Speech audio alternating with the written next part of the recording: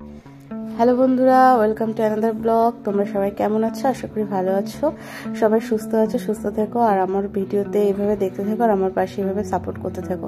সকালবেলা উঠে এই যে পড়ালেখা করতে বসে পড়েছি। আসলে পড়ালেখা কিছুই না, ছেলেটার পরে আমার এত রাগ হয়েছে, কয়েকদিন ধরে খুব টাইম পাচ্ছি না। মানে ওকে তাও আমি টাইমের ফাঁকে ফাঁকে যতটা পারি ততটা আমি পড়াতে বসি। তার রিসেন্ট এই 2 দিন ধরে আমি কোনো টাইম পাচ্ছি না। তো ওকে আমি বললাম যে তোর কোনো হোমওয়ার্ক থাকলেও করে না। ও আমাকে বলেছিল যে ভূগোলের হোমওয়ার্ক আছে, আমি করা হয়ে গেছে, ভূগোলের হোমওয়ার্ক করা হয়ে গেছে এরকম বলেছে। আমি আর কোনোটা মানে গুরুত্ব দেইনি। আর আজকে ভূগোল আছে ওর স্কুলে, আর আজকে এখন বলছে যে মানে সকালবেলায় বলছে যে আমার 13খানা কোশ্চেন আছে যার আনসার করা হয়নি।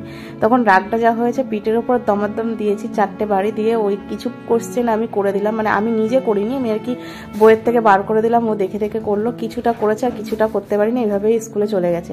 আমি ওকে তাড়িয়ে দিয়েছি, যা স্কুলে গিয়ে পানিশমেন্ট পাবি তবেই তো শিক্ষা হবে, তার আগে হবে না, এই বলে আমি ওকে তাড়িয়ে দিয়েছি।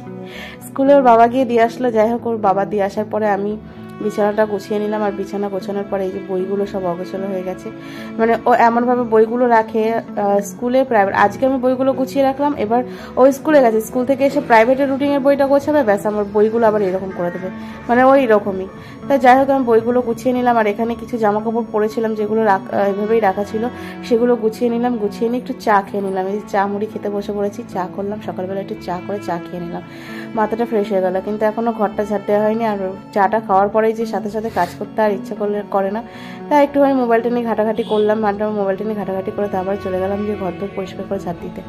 আর আমার বাড়িতে মানুষ হচ্ছে 3 জন, কিন্তু জুতোর 6 লাভ, মানে এত জুতো, মানে ধারণার বাইরে, এটা এটা সেটা, মানে এইরকম। তা যাই হোক, জুতোগুলো গুছিয়ে নিলাম। গুছিয়ে নিয়ে এই যে রান্নাঘরটা আমি পরিষ্কার করে ঝাড় দিয়ে বড় ঘর ঝাড় দিতে চলে আসলাম। ঘর ঝাড় দিতে দিতে একটা কথা বলি, আজকে আমি নাইটি পরে ব্লগটা করেছি, কারণ আজকে আমি শাড়িটা পরিনি। সবাই অবশ্য বলে যে, অনেকে কমেন্ট করে যে শাড়ি পরে ব্লগ করলে তোমার ভালো লাগে, আবার অনেকে বলে কি যে তোমার নাইটি পরে ব্লগ করে ভালো লাগে। তা আমাকে সবার মন রাখতে হবে, তাই সবার কথা শুনেই আমাকে চলতে হবে। তাই একজনের কথা শুনে চললে হবে না, সবাই আমাকে যেরকম কমেন্ট করে সেভাবে রাখতে হবে। তাই আজকে আমি মানে নাইটিটা পরে ব্লগটা তৈরি করলাম, মানে ভিডিওটা করলাম আর কি। তো যাই হোক, আমি দেখো ঘর দর পরিষ্কার করে ঝাড় দিয়ে নিলাম। আর এখানে গাড়িটা সামনের ঘরে রেখেছিল, সেই জন্য গাড়িটা আমি সরিয়ে দিলাম।